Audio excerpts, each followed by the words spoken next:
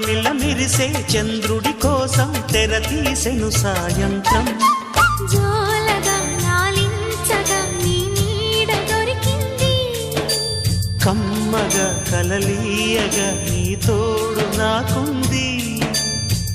ఎదవిల్లును వంచిన వాడే నీ రాముడు అన్నది మనసే, గుడి తలుపులు తీయక ముందే వరమిచ్చెను దేవత ఎదురై. నీదే ఆచని నిజమే నా జాబిలి, కిలకిల నవ్వే కోయిల కోసం వచ్చింది మధుమాసం.